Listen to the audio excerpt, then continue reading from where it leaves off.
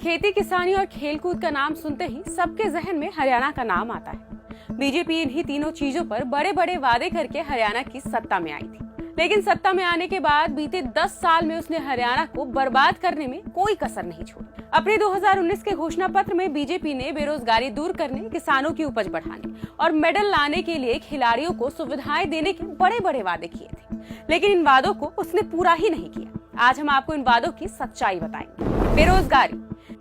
BJP ने 2019 में हरियाणा में युवा विकास और स्वरोजगार मंत्रालय बनाने का वादा किया था। साथ ही कहा था कि वो 25 लाख युवाओं को कौशल प्रशिक्षण देगी, लेकिन सच्चाई तो ये है कि हरियाणा में बेरोजगारी दर पूरे देश में सबसे ज्यादा है। साथ ही 2 लाख से ज्यादा सरकारी पद खाली हैं, लेकिन बीजेपी सरकार भर्ती ही नहीं कर रही है। हरियाणा के युवा देश सेवा के लिए सेना में जाते थे, लेकिन अग्निवीर लागू होने के बाद से सेना में भी पक्की नौकरी नहीं मिल रही। खिलाड़ियों की अनदेखी।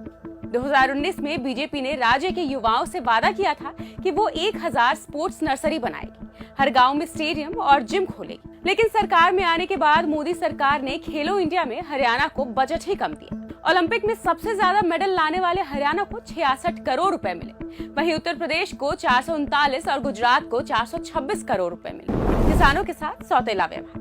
हरियाणा की अर्थव्यवस्था में खेती किसानी का 16% योगदान है, लेकिन इसके बावजूद भी बीजेपी सरकार ने किसानों की एमएसपी की लीगल गारंटी की मांग को नहीं माना, उल्टा उन पर लाठीचार्ज करवाया, आंसू गैस के गोले डाले, उन्हें मुकदमों के जाल में फंसाया। साफ है, बीजेपी की डबल इंजन की सरकार ने हरियाणा के गौरव युवा, खिलाड़ी, किसान को बर्बाद कर दिया। इसलिए इस बार के चुनाव में बीजेपी को हराकर राज्य की जनता कांग्रेस की पूर्ण बहुमत की सरकार बनाने जा रही है।